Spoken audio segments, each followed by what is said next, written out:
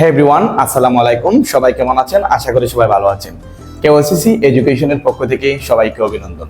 প্রিয় এসএসসি ও নবম শ্রেণীর শিক্ষার্থী বন্ধুরা, আজকের পর্ব থেকে আমরা শিখব কিভাবে উপসেট নির্ণয় করতে হয় সেট অধ্যায় থেকে। যারা নবম শ্রেণীর শিক্ষার্থী অথবা এসএসসি পরীক্ষার্থী, যে তোমাদের পরীক্ষায় অবশ্যই আসবে, যদি সেট থেকে কোয়েশ্চন আসে তখন আসবে উপসেট নির্ণয় করো। প্রশ্নের ধরনটা এভাবে থাকতে পারে যে পি এ এর উপসেট নির্ণয় করো। উপসেট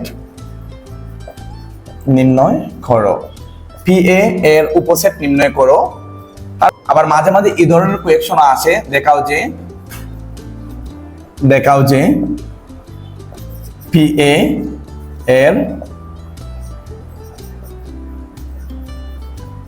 উপাদান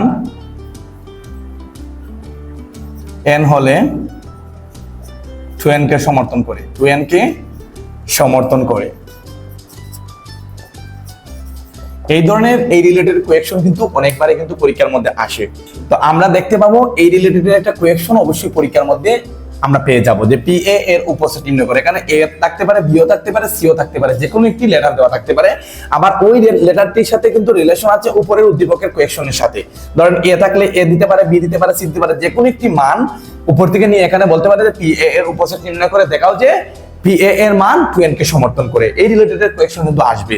তো প্রথমে আমাদের এই কোয়েশ্চনটা সমাধান করার জন্য যে কাজটা করতে হবে, ধরেন এখানে এ লেখা আছে, আমি এর মানে শুধু এর মানটা আমরা এখানে লিখবো। এর মান কি দেওয়া আছে? এখানে 1 2 দেওয়া আছে।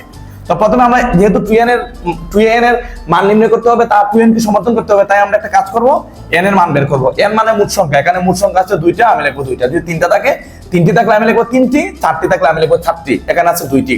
যেহেতু আমাদের প্রশ্ন ছিল ধরেন এভাবে 2n কে সমর্থন করে, তার মানে 2n লিখলাম উপরে, 2 এর 2, n এর মান কত দেওয়া আছে? n এর মান এখানে দেওয়া আছে 2। দুই দোকানে আমরা জানি কি হয়, আমরা গুণ করলে পার আমরা 4 পেয়ে যাব। দুই দোকানে 4, তার মানে পি এর মান কিন্তু যখন আমরা উপসেটে নির্ণয় করব তখন 4টা হবে। কিভাবে হবে চলো দেখে নেওয়া যাক। এখানে আমরা পি এ লিখলাম, লেখার পরে আমরা একটা সেকেন্ড পদ্ধতি দিয়ে দিব। দেওয়ার পরে প্রথমে আমরা লিখবো পাকা সেট। উপসেট নির্ণয় করতে হলে প্রথমে আমরা লিখবো এখানে একটা পাকা সেট।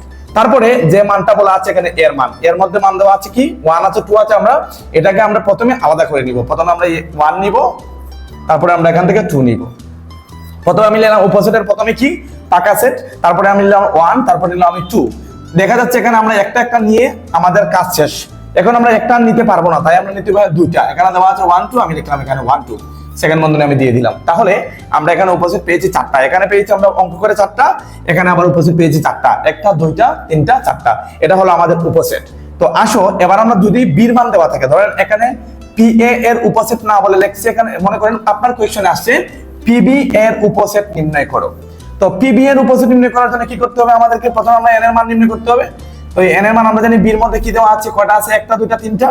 আমরা এখানে লিখবো n = 3। আবার কোয়েশ্চনে দেওয়া আছে 2n কে সমর্থন করতে হবে। তো 2n আমি লিখলাম এখানে 2 এর 2, n এর মান দেওয়া আছে 3। তো আমরা জানি 2 এর উপরে 3 আছে, মানে 2 পূরণ 2 পূরণ 3, 2 পূরণ 2 পূরণ 2 যদি আমি 3 বার লিখি কি হবে? 2 দুগুণে 4, 4 দুগুণে 8।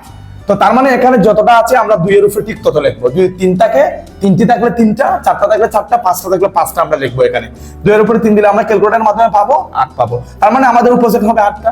এখন আমরা আসি যে কিভাবে আমাদের কাজটা করতে হবে। এই যে লিখলাম এখানে পিবি, ধরেন আমরা পিবি এর উপসেট নির্ণয় করব। তো বি এর মধ্যে আমরা একটা কাজ করব, প্রথমে লিখবো আমরা পাকা সেট।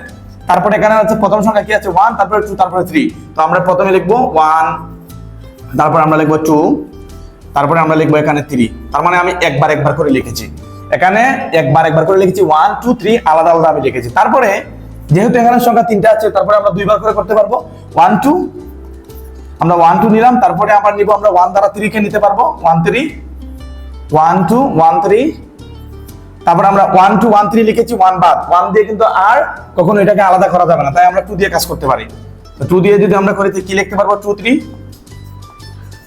লিখলাম আমরা 2 3। তারপরে দেখছি আমরা 2বার আর কাজ করা যায় না, 1 2 1 3 2 3 লেখার পরে সর্বশেষ যে কাজটা করতে হবে সবগুলো মান আমরা লিখে দিতে হবে 1 2 3।